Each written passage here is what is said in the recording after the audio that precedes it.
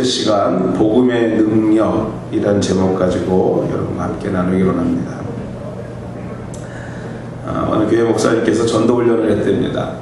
전도훈련을 교회에서 한참 이론적으로 가르치고 실질적으로 밖으로 모시고 나가서 실습을 시키는데 제대로 하는 사람이 너무 없는 거예요. 이 말 한마디를 깨지를 못하는 거죠. 여러분들도 그런 경험 있는지 모르겠습니다.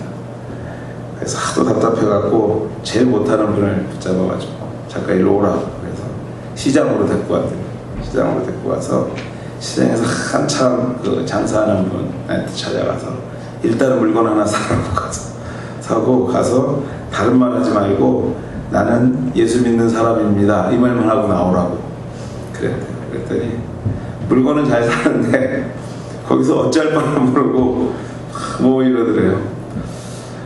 물건만 한 3번 정도 샀답니다. 이쪽 가게 갔다 저쪽 가게 갔다.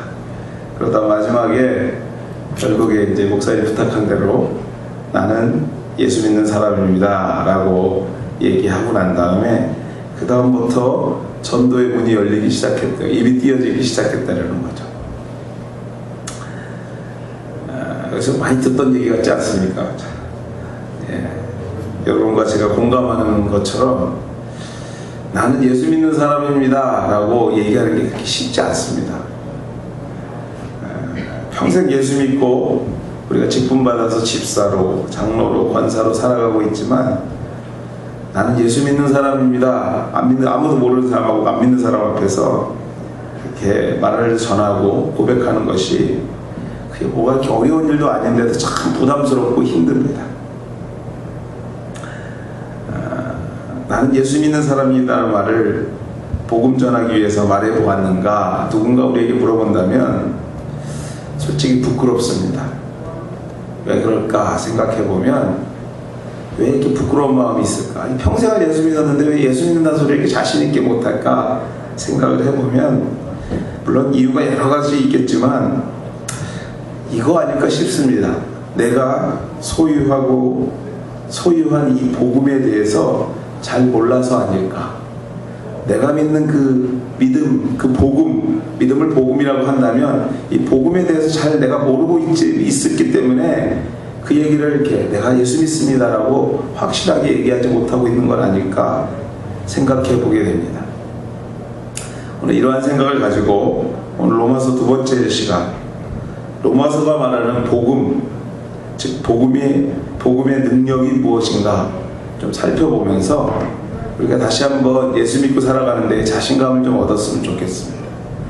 나는 예수 믿는 사람입니다. 내가 예수를 인해서 오늘 이렇게 살고 있습니다 라고 고백할 수 있는 우리 모두가 되기를 간절히 소망합니다. 첫째로 왜 복음이 능력인가 라는 질문을 해볼 수 있습니다. 복음은 왜 능력인가? 오늘 말씀에서도 복음의 능력이라는 말을 표현하고 있는데 왜 복음을 능력이라고 하는가? 그 질문의 답은 이겁니다. 여러분들 복음은 하나님의 방법이기 때문입니다. 복음이라는 것은 우리가 말하고 있지만 우리의 능력이 아니에요. 하나님의 능력이기 때문에 그렇습니다. 즉 여러분 신적인 방법이라는 것입니다. 복음이란 누군가 입을 통해서 전해질 뿐이지 그 자체의 능력이 있습니다. 복음이라는 그 자체의 능력을 갖고 있다는 것이죠. 그 증거가 바로 전도입니다. 우리가 복음을 말할 때, 즉 전할 때 그 사람이 변화하여서 하나님의 사람이 된다는 것입니다.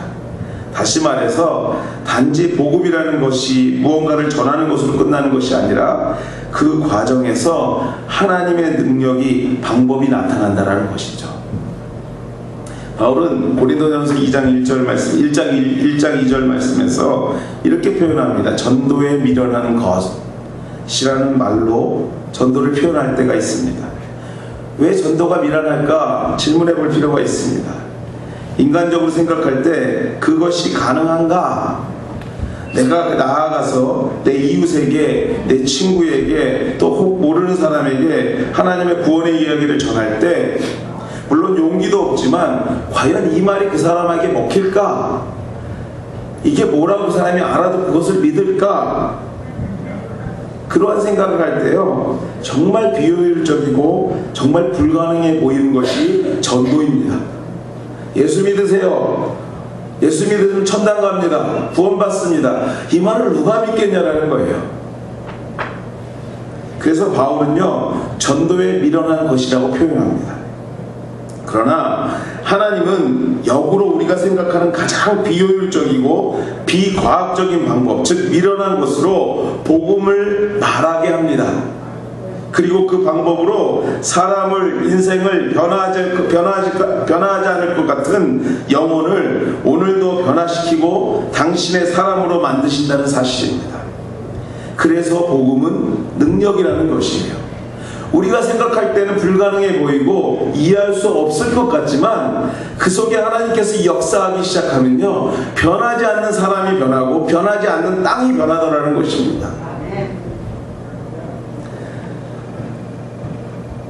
기독교에 대해서 독서를 서슴지 않았던 한국의 최고의 지성이라는 사람이 있었습니다. 한국의 최고의 지성 하면 딱 떠오르는 사람이 있으실 겁니다. 그 사람이 한국의 문화부 장관도 하고요, 문학 비평으로는 아주 유명한 분입니다. 바로 이어령 박사입니다. 이분이 2007년도에, 혹자는 이분이 예수 믿으면 전도 정말 많이 될 거라고 얘기하는 분도 있었습니다. 근데 마침내 2007년도에 세례를 받게 됩니다. 그리고 그가 어느 교회에서 자기가 전도되었던 결국 하나님 앞에 무릎 꿇었던 이야기들을 간증으로 한 얘기가 있습니다. 결국 내가 신에게 손을 내밀었다. 정말 이 문학가로서의 멋있는 표현인 거죠. 결국 내가 신에게 손을 내밀었다. 사실은 신학적으로 맞지 않는 얘기입니다. 근데도 멋있어 보이죠. 그 얘기를 여러분에게 좀 읽어드릴까 합니다. 제가 세례를 받을 때 머리에 물을 막 부어주더군요. 그때 말할 수 없는 눈물이 쏟아졌습니다. 왜 울었는지 몰랐습니다. 생각해보니 그것은 이런 이유였습니다. 사람이 강한 체하지만 정말 얼마나 고독하게 삽니까? 한참 싸울 때 누군가 옆에서 진정 위로해주면 눈물이 나죠. 내 인생에서 하나님이 이렇게 역성 드셨던 것을 느꼈습니다. 그동안 강한 척하고 요란하게 글쓰고 잘난 체 했던 내가 그 많은 사람들 앞에서 주님께 눈물을 흘렸습니다. 이 눈물이 무엇인가? 바로 오늘 얘기하려는 주제입니다. 지성은 울지 않습니다. 분석하고 심판하고 의를 따지기 때문에 지성은 차고 명증하고 투명한 것입니다. 그래서 지성의 눈은 눈물을 흘리지 않는 것이죠. 눈이 흐려지면 제대로 볼 수 없기 때문입니다.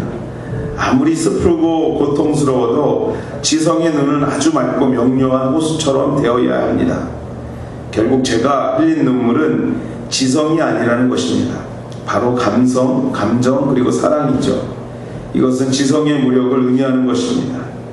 하나님은 사랑의 하나님이시지 선과 악을 판별하는 의롭고 지적인 하나님만이 아닙니다. 만약 지적인 하나님이었다면 저는 끝까지 하나님께 대적했을 것입니다. 사랑 앞에서는 지성이고 뭐고 소용없어집니다. 눈물을 흘렸던 그 느낌을 증폭시켰더니 비로소 하나님의 사랑을 조금씩 알게 되었습니다. 이후에 계속되는 얘기입니다. 최고의 지성답게 글이 참 어렵기도 하고 좀 그렇죠. 이런 생각을 해봤습니다. 한국의 최고의 지성이라는 이어령 박사가 성경을 몰랐을까? 성경이 말하는 구원을 몰랐을까? 저는 분명히 알았다고 생각합니다. 알았고 분석했고 비평했을 것입니다. 그러나 결국 누군가의 말을 전했고 누군가가 말씀을 전했고 그 복음이라는 지성으로는 표현할 수 없는 그 알 수 없는 능력이 그를 주님 앞에 인도하게 된 것입니다. 성경은 선포합니다. 여러분들, 미련한 전도를 통해서 오순절 3,000명이 주님 앞에 돌아왔다고 합니다. 부족한 베드로의 복음 선포를 통해서 수천 명이 하나님 앞에 돌아왔다고 합니다. 그렇습니다, 여러분들. 오늘날도 다를 바 아닙니다. 세상은 하나님의 방법을 이해하지 못합니다. 그러나 어느 시대를 막론하고 세상에서 이루어지고 있는 가장 중대하고 위대한 일, 즉 한 영혼이 변화되는 일은 바로 전도를 통해서 일어나고, 그것이 바로 복음의 능력인 것입니다. 저와 여러분이 이 일을 위해서 먼저 부름받은 줄 믿습니다. 믿습니까, 여러분들? 오늘 우리 주님은요, 저와 여러분의 부족한 입술을 통해서 하나님의 능력인 복음이 전파되기를 원하시고요, 다시 한번 말하지만 전하는 자의 능력이 아닌 하나님의 능력으로 그 일이 진행될 때 한 영혼이 변화되고, 한 가정이 변화되고, 한 사회가 변화되는 놀라운 기적이 저와 여러분을 통해서 이루어지게 될 줄 믿습니다. 복음이 왜 능력입니까, 여러분들? 복음은 하나님의 방법이기 때문에 그렇습니다. 내 능력이 아니라 하나님의 능력이요, 하나님의 방법이기 때문에 우리도 할 수 있는 것입니다. 내 능력이라면 여러분들 시장판에 가서 나는 예수 믿는 사람입니다 이 한마디 더 하기가 힘들어요, 사실이요. 그게 근데 여러분들 내 능력이 아니라 하나님의 능력이라면 그래서 할 수 있는 거 아니겠습니까? 그래서 전하는 것입니다. 우리의 기술, 우리의 인품이 아닌, 우리의 배경이 아니요, 결코 그것만으로 한 영혼이 변화되어 하나님의 백성이 되는 게 절대로 아닙니다, 여러분들. 내 화려한 언변으로 한 사람이 변화되는 게 아니에요. 내 인품 때문에 그 영혼이 하나님 앞에 돌아오는 게 아닙니다. 사랑하는 여러분들, 하나님이 하시니 가능한 줄 믿습니다. 믿으시고 오늘도 그 능력을 경험하게 되시는 우리 모두가 되시기를 주의 이름으로 축원해 드립니다. 올해가 종교개혁 500주년이 되는 주일입니다. 해입니다. 근데 여러분들, 종교개혁의 가장 핵심적인 구절이 바로 오늘 우리가 읽은 우리 로마서 17절 말씀입니다. 우리가 읽은 17절 말씀은 중세시대를 뒤집어 놓은 말씀입니다. 왜 복음이 능력인가? 첫째는 하나님의 방법이기에 능력이라고 말했습니다. 둘째로 왜 복음이 능력인가? 본문은 한 걸음 더 들어가서 그 이유를 이렇게 말합니다. 믿음으로 믿음에 이르게 하기 때문이다. 뭐라고요? 여러분들, 믿음으로 믿음에 이르게 하기 때문이다 합니다. 여러분들, 참 쉬운 듯 어려운 말씀입니다. 그렇죠? 무슨 말씀인 건 알겠는데 그게 무슨 말씀이라고 설명하려면 여러분들 참 이게 뭐라고 설명해야 되지? 그런 말씀이에요. 믿음으로 믿음이게 한다. 무슨 말인지 알 것 같지만 정확히 모르겠는 말씀입니다. 지금서부터 제가 오늘 조금 어려운 얘기를 할 겁니다. 안 그래도 피곤한데 여러분들 조금 어려운 말 할 때는요, 같이 이렇게 주고받아야 되는데, 제가 따라하라고 할 때는 좀 따라 하시면서요, 여러분들 좀 어려운 말을 오늘 같이 이해했으면 좋겠습니다. 먼저 여러분들, 두 믿음을 구분할 필요가 있습니다. 믿음에 이르게 한다. 두 번의 믿음이 나오는데요, 시간적으로 구분할 필요가 있습니다. 첫 번째 믿음과 두 번째 믿음. 그런데 어느 믿음이 더 빠를까요? 이렇게 단순히 물어봐도 이게 어려운 질문처럼 들리게 되지 마시고, 맞습니다. 첫 번째 믿음이 빠른 믿음입니다. 우리가 처음 복음을 듣고 예수 그리스도, 하나님 그리고 성령님을 알 때의 믿음을 말하는 것입니다. 첫 번째 믿음이요. 그러면 과연, 그러니까 우리가 예수 막 믿을 때 그 믿음인 거죠. 내가 어떻게 교회에 왔지? 그때 그 믿음인 겁니다. 그렇다면 과연 그 첫 믿음은 어떻게 생겨날 것인가 질문해 볼 필요가 있습니다. 중세시대 때는요, 믿음이란 무엇인가 라는 질문에 믿음은 일종의 행위라고 정의를 했습니다. 행위, 행동하는, 움직이는 거예요. 그래서 종교개혁자 루터는요, 해야 할 어떠한 것들에 대한 생각을 엄격하게 하게 되는 것을 믿음이라고 생각했어요. 소위 말해서 이런 거죠. 선한 일, 기도, 구제, 열심히 예배드리는 것을 남보다 더 열심히 투철하게 해야지 믿음이 좋다고 생각했던 거예요. 우리가 생각하는 그 이상의 종교행위, 그것이 믿음이라고 말했던 것입니다. 그러나 오늘 본문 말씀을 통해서 루터가 깨닫습니다. 그래서 종교개혁을 하게 되거든요. 믿음이란 행위가 아니었구나. 믿음이란 하나님을 믿는 것이구나.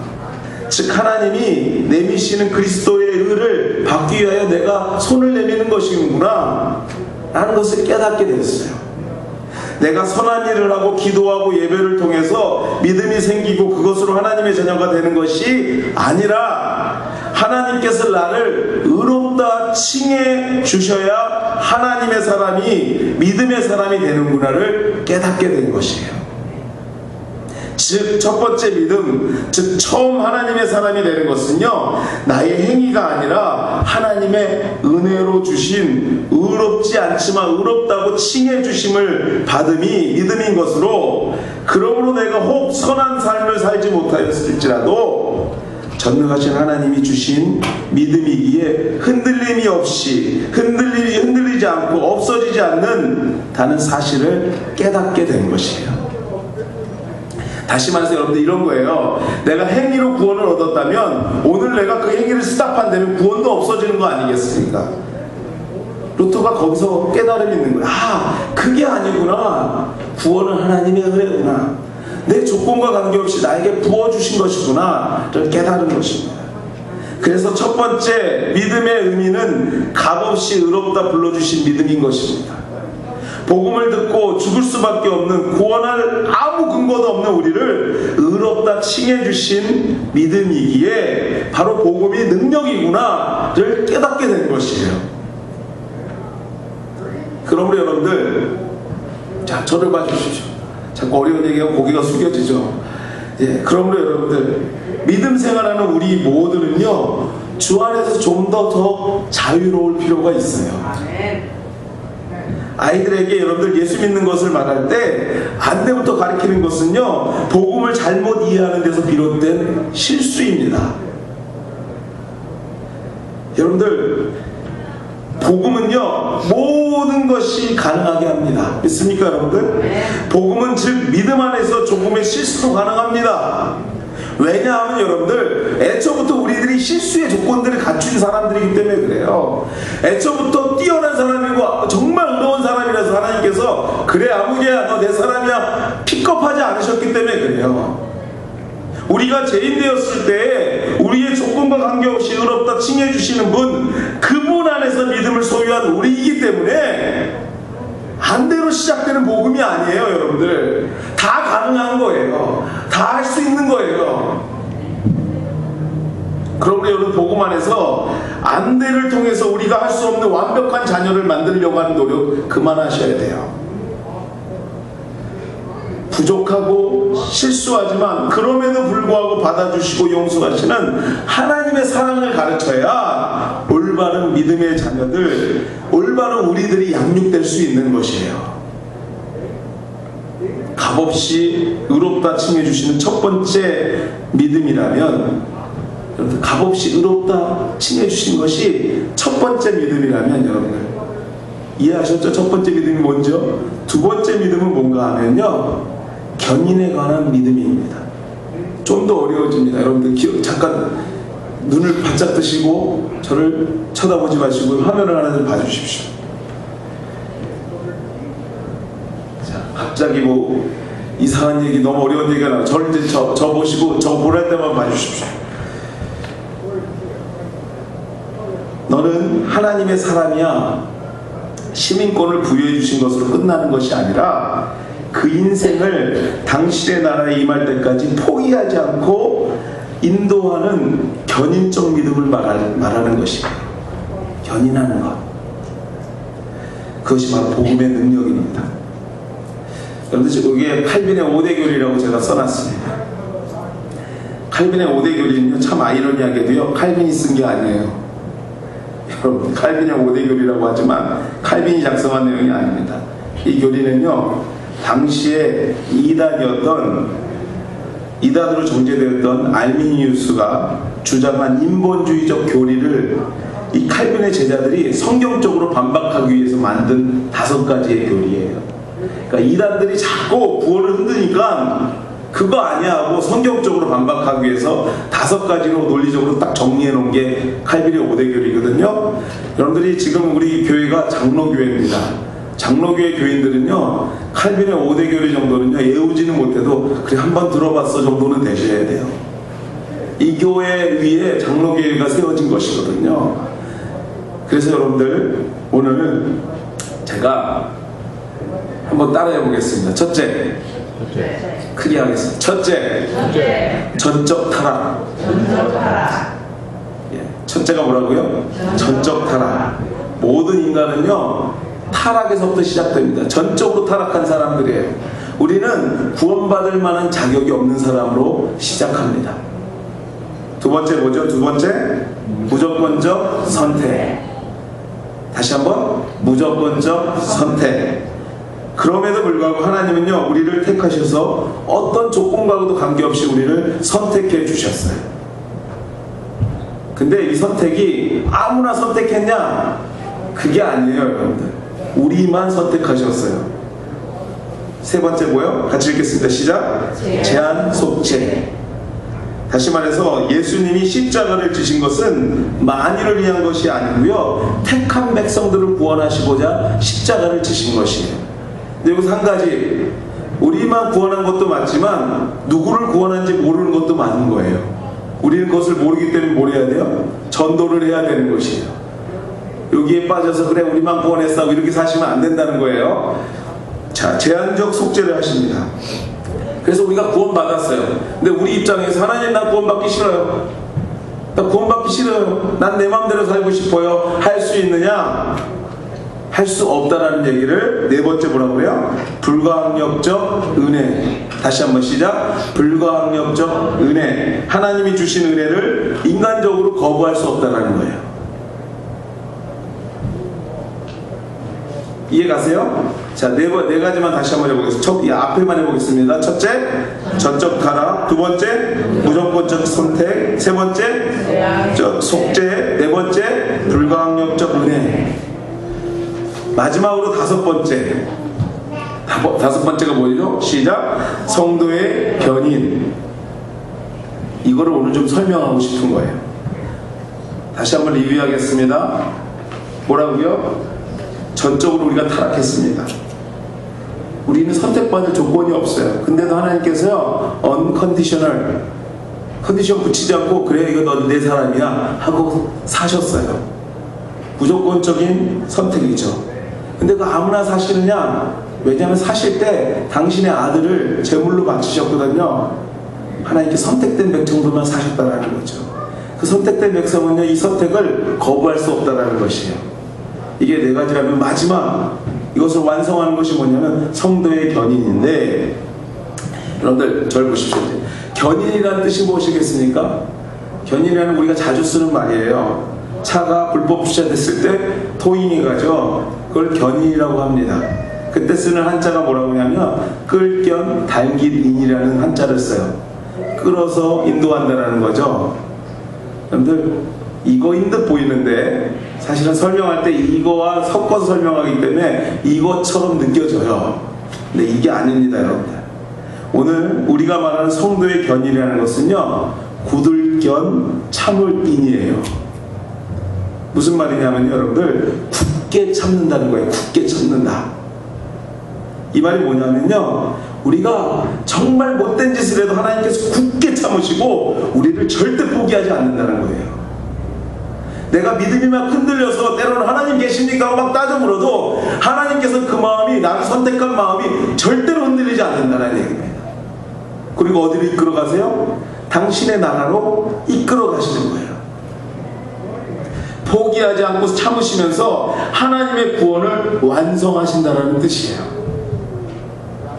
살을 견인한다는 의미에서 포기하지 않고 끌고 가는 의미가 있지만요, 여러분들, 좀 더 정확히 말하면요, 성도의 견인은요, 성도에게 자유의지를 주시고 그 가운데 살게 하시면서도요, 당신의 구원의 계획을 포기하지 않고 저와 여러분을 통해서 이루어 가신다는 것입니다.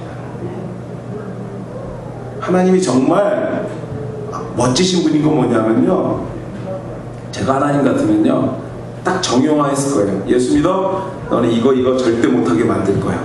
그거 만드셨을 것 같아요. 저라면. 하나님은요, 우리가 생각하게 하시고, 우리가 선택도 하게 하시고, 우리가 말도 하게 하시고, 때로는 거부도 하게 하시는데, 이 모든 일련의 과정을 당신의 계획 속에 딱 가둬두시는 것이에요. 그래서 절대 우리를 포기하지 않는 것입니다. 이게 바로 성도의 견인인 것이에요. 성도의 견인교리는요, 다른 말로 이렇게 표현합니다. 성도의 구원의 영원한 보장이라는 표현으로 설명하기도 합니다. 제가 보기에는 이 말이 훨씬 쉬운 말이에요. 성도의 구원의 영원한 보장. 이 표현이 훨씬 이해가 빨리 되는 표현입니다. 이 교리는요, 성도가 한번 구원을 받으면 구원은 영원히 보장되기에 어떠한 경우일지라도 결코 중도에 잃어버리거나 빼앗기거나 스스로 포기할 수 없다라는 얘기를 하고 있는 것입니다. 그래서 앞서 말씀드린 이 알미니안 사람이 말한 것을 믿는 알미니안 주의자들은 구원을 인본주의적인 입장에서, 인간적인 입장에서 성경에 접근하기에 구원받은 인간이 남은 생의 기간 동안에 얼마든지 하나님의 은혜를 떠날 수 있다고 얘기를 해요. 그래서 인간의 행위와 의지에 따라서 구원이 결정된다고 말합니다. 오늘 내가 열심히 기도하고 막 뜨거워서 기도할 때는 구원이 돼요. 근데 다음날 피곤해서 기도 안 하면요, 기도 안 하고 딴 데가 있으면요, 구원이 없어지는 거예요. 내 컨디션에 따라서 구원이 막 왔다 갔다 하는 거죠. 우리가 자주 고민하는 거 아닙니까, 여러분들? 우리가 주님, 오늘 내가 저 사람 막 미워했는데 하나님 혹시 나 어떻게 하는 거 아닙니까? 하나님, 오늘 내가 정말 주님 앞에 이상한 소리 막 했는데 나의 하나님 나라의 보좌가 사라지는 거 아닙니까? 이런 고민 말입니다. 혹 천국에 들어가지 못하는 것은 아닐까? 결국 구원받은 자도 지옥에 갈 수 있다는 것이죠. 그래서 성도의 견인교리는 이와 같이 잘못된, 여러분들, 이 알미니안 주의자들을 반박하기 위해서, 잘못된 것을 지적하기 위해서 오늘 논리적으로 말하고 있는 게 바로 이 성도의 견인인 것이에요. 그래서 이 성도의 견인교리는요, 이것만 딱 띄어서 생각하시면 이해가 잘 안 돼요. 그래서 칼빈의 5대 교리를 머릿속에 넣고 그 흐름대로 기억하실 필요가 있습니다. 제가 여러분들 한번 이 시간에 한번 테스트 한번 해보겠습니다. 제가 읽을 테니까 저 눈치 빠른 분은 저를 보면서 하십시오. 제가 다시 말해보겠습니다. 인간은 전적으로 타락하여 스스로 구원받을 수 없다. 예, 제가 이러면 딱 보고밖에 안 했어요. 자, 다시. 인간은 전적으로 타락하여서 스스로 구원받을 수, 그렇지, 전적 타락 딱 나와야죠. 자, 다시. 인간은 전적으로 타락하여 스스로 구원받을 수 없으나, 전적 타락. 예, 하나님은 아무런 조건 없이 자기의 백성을 선택하시고 그의 택한 자들을 구원하시기 위하여 를 행하셨습니다. 그리고 그 시작이 철저히 하나님이 기뻐하시는 뜻으로 말미암아 나온 것이기에 인간은 절대적으로 거절할 수, 그렇죠, 불가항력적 은혜 이렇게 하시면 안 되고요, 불가항력적 은혜, 자, 하신다는 것이에요. 그러기에 그렇게 얻어진 구원은 중도에 취소되거나 실패하지 않는다는 것. 예. 이 5가지가 우리 성도의 신앙생활의 중심에 딱 있으셔야 돼요. 이 5가지가 있으면 우리가 교만할 수도 없고요, 우리가 너무나 겸손할 수도 없어요. 하나님이 나를 스페셜하게 구원하셨는데 흔들리지 않습니다. 우리 하나님은 당신의 백성을 눈동자같이 지키시는 줄 믿습니다. 아멘. 그분은요, 절대로 우리를 홀려 버려두시지 않으세요. 당신의 백성으로 불러주셨다면 그 백성을 끝까지 포기하지 않고 당신의 나라로 인도하시는 분이 우리 주님인 줄 믿습니다. 그 능력은 여러분들 절대적이에요. 절대적입니다. 그 능력은 누구도 흔들 수 없어요. 하나님이 여러분을 선택하셨고 선택한 백성들을 당신의 나라 갈 때까지 포기하지 않고 끝까지 인도하시고 격려하시고 축복하시고 때로는 책망도 하시지만 때로는 한없는 사랑으로 품어주시는 은혜로 당신의 나라로 이끌어 가시는 것, 그것이 바로 복음의 능력인 것이에요. 여러분들 이 능력을 어찌 우리만 가지고 있을 수 있겠어요? 전하면 말하면 그 사람에게도 되는 거예요. 그러므로 여러분들 믿어야 합니다. 우리 인생이 오늘도 주님의 이름으로 견인되고 있음을 믿으셔야 돼요. 내가 혼란에 빠져서 정신을 잃고 있을지라도 여러분들, 우리 하나님은 나의 가정을 위해, 나의 생업을 위해, 자녀를 위해, 내 자신을 위해 내가 할 수 없는 그것까지도 오늘도 기도하고 계시고 절대 포기하지 않으시며 선한 길로 인도하고 계시는 줄 믿습니다. 이제 이해 가십니까? 믿음으로 믿음에 이르게 한다. 의미가 바로 이것이에요. 은혜의 자녀 삼아주시고요, 그 자녀의 인생을 절대 포기하지 않고 인도하신다는 확실한 약속, 이것이 바로 복음이요, 그래서 복음이 능력인 것입니다. 17절 말씀 우리 한번 큰 소리를 읽도록 하겠습니다. 같이 크게 읽겠습니다. 시작. 복음에는 하나님의 의가 나타나서 믿음으로 믿음에 이르게 하나니 기록된 바 오직 의인은 믿음으로 말미암아 살리라 함과 같으니라. 아멘. 기록된 바 오직 의인은 믿음으로 말미암아 살리라. 믿음으로 살아야 될 줄 믿습니다. 기도하겠습니다.